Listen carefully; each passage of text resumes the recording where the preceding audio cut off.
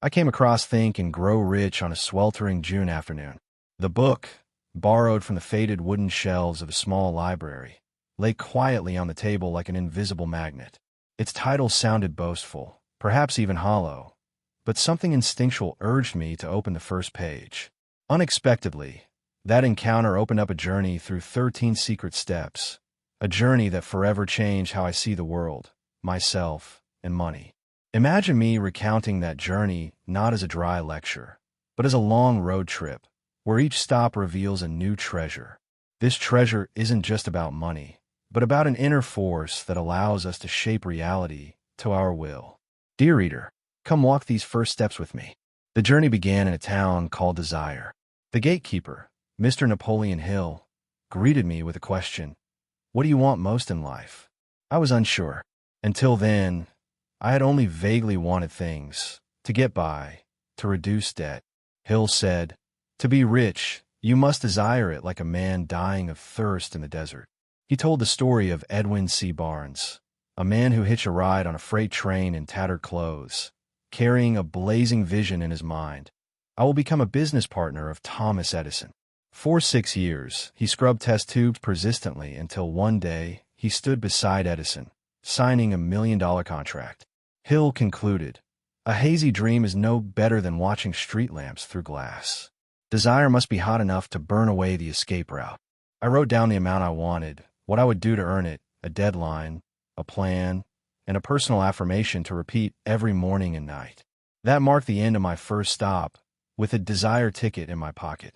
I moved on, climbing a hill lined with oak trees. Overhead, a sign read, "Faith, the key to unlock the subconscious." The air smelled strangely warm.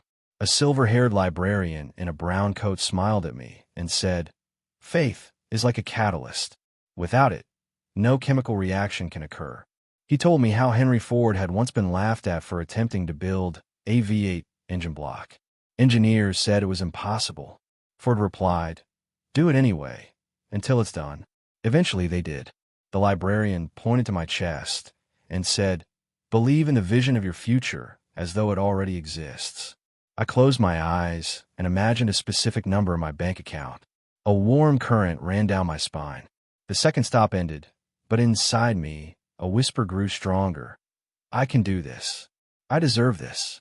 That night, I rested in a wooden house with a large mirror. A note stuck on it read, "Words repeated long enough become law." I had arrived in the town of autosuggestion. I sat before the mirror and read my affirmation out loud. The amount, the deadline, the action. At first, my mouth was dry, and my heart doubted. But I remembered Hill's advice. Act as if you're performing a role. Repeat it until it becomes real. For 7 nights, I carried out the ritual. On the 8th, I burst into laughter. Wait, why can't I do this? Faith swelled inside me like yeast rising dough. I understood then. Autosuggestion is the foot pressing the accelerator, sending belief into motion. Leaving the mirror behind, I crossed a field of books. A sign read, "Knowledge is not power. Knowledge plus action is power." I saw many people picking up books, then tossing them aside. An archive clerk said, "They crave piles of degrees but forget to dig deep into mastery." He showed me how to build a gap map. List the goal, the missing skills, and the people or courses that could bridge the gap. I realized I needed to learn digital marketing and fundraising. So I signed up for an online course and texted an old friend, a marketing expert, for a coffee chat. It was just a small road, but I could already see the treasure shimmering at the end. On the 10th day, I arrived at the imagination workshop. Machines hummed and buzzed. There were 2 departments: synthetic imagination, combining old elements into new ideas, and creative imagination, where flashes of inspiration came from infinite intelligence. The foreman told me, "Nurture both. When walking, bathing, or listening to music, always ask, is there another way?" Ideas often visit when the mind is relaxed. That night, I dreamt my product would not just be a course, but a 90-day coaching journey with a support community. I woke up, and the idea still burned brightly. I smiled. The Imagination Factory had delivered its first product. A few miles ahead was a design studio. On the wall hung a blueprint labeled "From Idea to Reality." I spread out a sheet and sketched a timeline. Week 1, build a landing page. Week 2, run test ads. Week 3, beta test. Week 4, official launch. Hill whispered, "A flawed plan is better than a brilliant idea locked in a drawer." I clicked go live, my heart pounding like I'd just thrown a bottle into the ocean. That evening, my first message came in. "I'm interested in your program." My heart raced.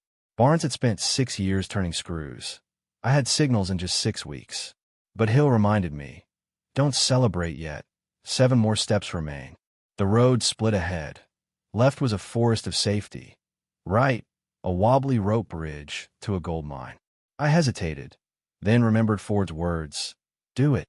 I took a deep breath and stepped onto the rope bridge, despite the wind. Each creaking plank echoed my fears. Fear of failure, fear of being laughed at. But with each determined step, the noise lessened. Midway, I looked back. The safe path had vanished into the mist.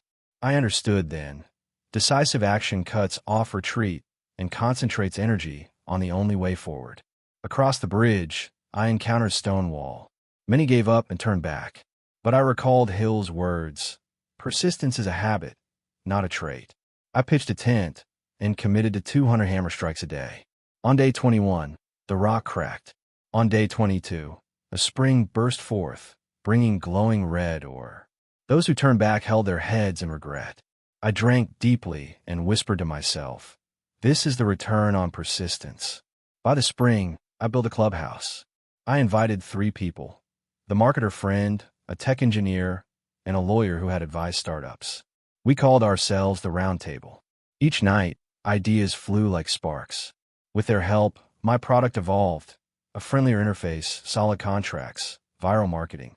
Hill once said, "When 2 minds align, a third invisible one is born." I believed him. Our breakthroughs accelerated. To be honest, there's something more intimate I must share. On nights when I was close to my partner, ideas the next morning erupted like fireworks.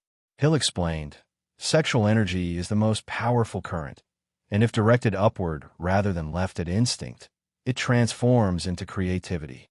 I began exercising, meditating, and reading with my wife. Spiritual connection enhanced physical love, and vice versa.